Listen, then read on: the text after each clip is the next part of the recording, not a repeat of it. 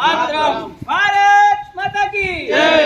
जय जवान जय किसान। जय जवान जय जय जवान जय जवान जय किसान। लड़ेंगे जय जवान जय किसान। जय जवान जय किसान। भारत माता की जय। भारत माता की जय।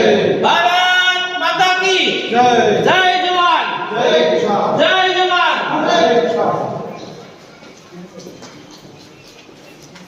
વાતો છે અને ધ્યાનમાં લેવા જેવી બાબતો છે કે જનરલી જે ભારતીય ચૂંટણી પંચના પેરા નંબર 7માં ખંડ ડી અને ખંડ ઈમાં એવું આદેશ કર્યા છે કે જે કંઈ પણ વાંધાઓ આવે અથવા જે કંઈ પણ દાવાઓ થાય મતદાર યાદીમાં સુધારણા માટેના એમની દરેક રાષ્ટ્રીય પક્ષને અઠવાડિયાની અંદર એનો અહેવાલ દરેક રાષ્ટ્રીય પક્ષને આપવો અહીંયાથી અધિકારી દ્વારા. તો અત્યાર સુધી વિસાવદર વિધાનસભાને લઈને જેટલા પણ મતદાર યાદીમાં માની લો કે વાંધાઓ આવ્યા છે અથવા એમાં દાવાઓ થયેલા છે સુધારણા માટે એ તમામની યાદી અમારે એક રાષ્ટ્રીય પાર્ટી તરીકે આમ આદમી પાર્ટી રાષ્ટ્રીય પાર્ટી તરીકે એ અમારે જોઈએ છે ક્યાંક અહીંયા ઓફિસમાંથી મળી શકે અને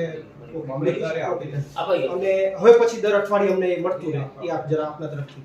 બીજા 2-3 મુદ્દા આપની સમક્ષ મારે એ ધ્યાનમાં મૂકવા છે કે મતદાર યાદીમાં નામ કમી કરવું કે નામ જોઈન્ટ કરવું નવું નામ ઉમેરવું અથવા એને સ્થળાંતર કરવું આ ત્રણેય કિસ્સામાં ફિલ્ડ વેરિફિકેશન થવું ખૂબ જરૂરી છે. અમને અમુક ગ્રાઉન્ડ ઉપરથી એવી રજૂઆતો મળી છે કે ક્યાંક અમુક જગ્યાએ ફિલ્ડ વેરિફિકેશન પ્રોપર વેમાં થતું નથી. તો આપના લેવલથી નીચેના અધિકારીઓને આદેશ કરીને ફિલ્ડ વેરિફિકેશન ખૂબ પરફેક્ટ થાય અને વ્યવસ્થિત થાય એ એક અમારી તમારી પાસેથી એક લાગણી છે અને આ એટલા માટે થવું જોઈએ કારણ કે ન થાય તો એ ફોજદારી નિયમ મુજબ ક્યાંક ને ક્યાંક એ ગુનો બને છે. વાત રહી બીજી કે કોઈ માની લો કે કોઈ વ્યક્તિ ઓનલાઈન અરજી કરે છે પોતાનું મત ઉમેરવા માટે કમી કરવા માટે અથવા સ્થળાંતર કરવા માટે તો એવા નિયમ અનુસાર માની લો કે 7 દિવસમાં ફિલ્ડ વેરિફિકેશન થઈને નીચેના બીએલઓ જો ત્યાં કોઈ રિપોર્ટ નથી કરતા તો ઓટોમેટિક મોડમાં સિસ્ટમ મુજબ એ ઉપર આવી જાય છે વેરીફાઈ થઈને સીધું ઉપર આવી જાય છે અને ત્યાંથી ઉપર થઈને છેલ્લા લેવલ પ્રાંત અધિકારી દ્વારા માની લો કે એ છેલ્લે ઓકે થઈ જાય. તો આવું ન થાય. નીચે 7 દિવસનો સમય મળે છે તો 7 દિવસના સમયમાં ઓનલાઈન અરજી આવી હોય એનું પ્રોપર ફિલ્ડ વેરીફાઈ અમુક એવા મુદ્દાઓ ધ્યાનમાં આવ્યા છે અને અમારી ટીમ નીચેથી આખું ડેટા લઈ રહી છે લીગલ ટીમ પર ડેટા લઈ રહી છે કે અમુક મતદારોના નામ છે એ આખી મતદાર યાદીમાં ડબલ જગ્યા હોય છે નગરપાલિકામાં છે અને કોઈ ગામની મતદાર યાદીમાં પણ ક્યાંક એમનું નામ હોય છે. તો આવા કિસ્સામાં તમારી પાસે એક્સેસ સેન્ટ્રલ એક્સેસ છે તો એમાં જે એક વ્યક્તિના 2 જગ્યાએ નામ વિધાનસભામાં હોય તો એને કઈ જગ્યાએ રાખવું છે એમની પાસેથી ઓપ્શન લઈને એનું એક નામ કમી કરવામાં આવે આ ખૂબ જરૂરી છે કારણ કે 2 જગ્યાએ મતદાર યાદીમાં નામ રાખવું એ પણ એક ગુનો છે. એટલે આ 3 મુદ્દાઓ ફિલ્ડ વેરિફિકેશન ઓનલાઈનમાંથી જે કોઈ વાત આવે છે અને ત્રીજી વાત જે છે ડબલ નામ છે ડુપ્લિકેટ નામ જે 2 થાય છે એને કમી કરીને એક નામ રાખવું. તો આ 3ની અંદર ખાસ ગંભીરતાથી આપના દ્વારા તકેદારી લેવામાં આવે. બીજું ઘણીવાર સત્તા પક્ષના લોકો એનો સત્તાનો દુરુપયોગ કરાવી અને અધિકારીઓ પાસે ખોટું કરાવતા હોય છે. દરેક અધિકારીઓ ખોટું નથી કરતા પણ અમુક અધિકારીઓ પર પ્રેશર બનાવીને ખોટું કરાવતા હોય છે. તો એવું ક્યાંય ન થાય. માની લો કે રાષ્ટ્રીય પક્ષના બીએલએ પાસે પણ એવો અધિકાર છે કે ભાઈ એ નામ કમી કરવા માટે અરજી કરી શકે છે. તો ક્યાંય કોઈ સત્તાધારી પક્ષનો વ્યક્તિ ખોટું ન કરાવે નીચેના અધિકારી પાસે કારણ કે અલ્ટિમેટલી અમારી લીગલ ટીમ અને અમારી ટીમ જે ગ્રાઉન્ડની ટીમ છે અમે જોઈ રહ્યા છે આખે દિવસ કે ખોટું થશે તો સીધું અમારે તો અધિકારી સામે આવવાનું થાય.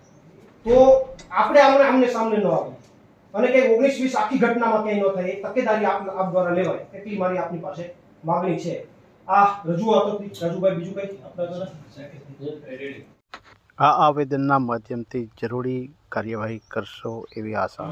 એડ કરવા માટે રજૂઆત આવે અથવા તો કોઈ નામની સામે ઓબ્જેક્શન હોય અને ફોર્મ 7 ભરવામાં આવે અથવા તો તબદીલી માટેનું ફોર્મ 8 હોય અને અહીંયાથી બીજેથી અહીંયા એની તબદીલી માટેના જે નિયત ફોર્મ 8 છે એ ભરવામાં આવે છે. એની યાદી વીકલી જે કહ્યું એ પ્રમાણે તમને આપવાની થાય છે પોલિટિકલ પાર્ટી. તો સોમવારે જ મામલતદાર સાહેબે એમને રૂબરૂ બોલાવી અને તમામ જે અહીંયા પક્ષનું કાર્યાલય હયાત છે એને મોકલી આપ્યું છે. બીજું પછી પોસ્ટ મારફતે જ્યાં કાર્યાલય હયાત નથી જે પાર્ટીના એને આપણે પોસ્ટ મારફતે મોકલી દઈશું. બીજો મુદ્દો છે કે આજે જે પણ ફોર્મ ચૂંટણી દરમિયાન આવે છે એની પ્રોપર ખરાઈ થશે. ચૂંટણી દરમિયાન ઇન ધ સેન્સ કે અત્યારે જ્યારે સ્પેશિયલ ઇલેક્શનના પોઈન્ટ ઓફ વ્યૂ ઇલેક્શન કમિશને પ્રોગ્રામ જાહેર કર્યો હોય તો એમાં સ્પષ્ટ લખ્યું છે કે ખોટું ડિલિશન ના થાય એના માટે પ્રોપર સ્થળ ખરાઈ થશે અને જે ફોર્મ 7 આવ્યા હશે એ તો અમે પોતે પણ સ્ક્રુટિની પ્રોપર કરશું એટલે એમાં ખોટા ફોર્મ ડિલીટ થઈ જાય એવું તો નહીં બને.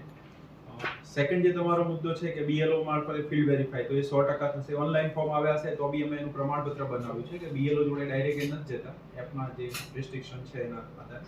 પણ એ BLO ફિલ્ડ વેરિફિકેશન રિપોર્ટ અમને ઓફલાઈન પણ આપશે ને એના બેઝ ઉપર જ એટલે પ્રોપર ફિલ્ડ ખરાઈ થઈ અને ત્યારબાદ જ નિર્ણય લેવાશે.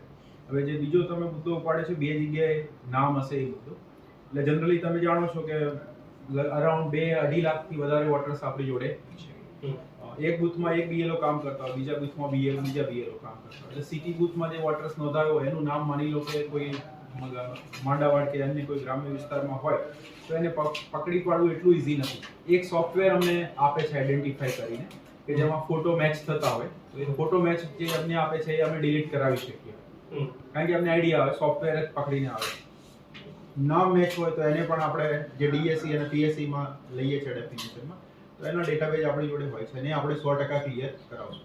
તેમ છતાં તમારા નોલેજમાં હોય તો ઓલરેડી તમને 5 તારીખે જે પ્રાથમિક પ્રસિદ્ધિ મતદાર યાદી ઇલેક્શન કમિશન દ્વારા પોલિટિકલ પાર્ટીને ફ્રીમાં આપવાને આવે છે, એનું બેઝિક રીઝન આ છે બીકોઝ અમારા જેટલું જ સંખ્યાબળ તમારું ફિલ્ડ લેવલ ઉપર કાર્યકર્તાઓ હોય છે અને તમને આઈડેન્ટિફાઈ થાય કે ભાઈ આ ડુપ્લિકેટ છે, અહીંયા વિસાવદરમાં બોલે છે અને માંડાવાડમાં બોલે છે, તો બેટર છે કે તમારા તરફથી એ મતદાર યાદીની પ્રોપર સ્ક્રુટિની થાય અને અત્યારના લેવલે જ ચેક થાય.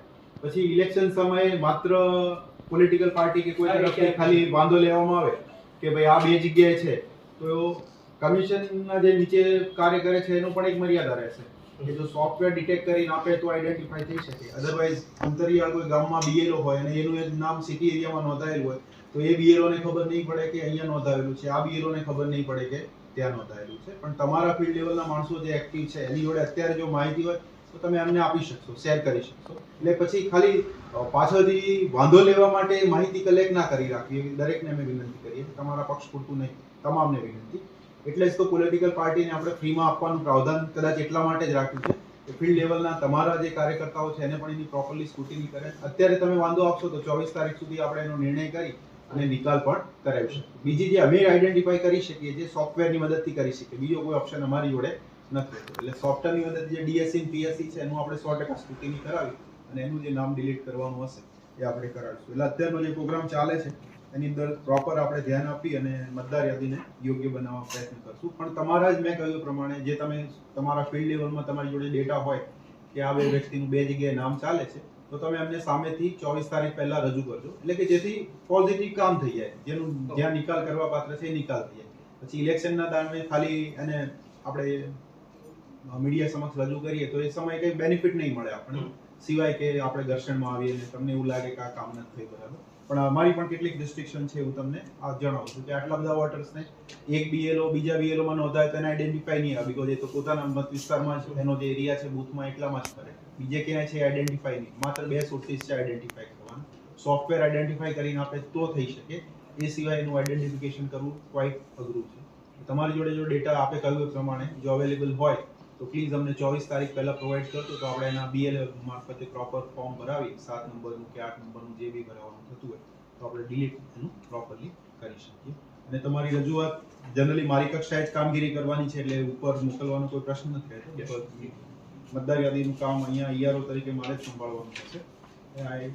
એશ્યોરિટી આપું છું કે આપણે પ્રોપર કામ કરશું અને પ્રોપર મતદાર યાદી બનશે. ઓકે, ચોક્કસ.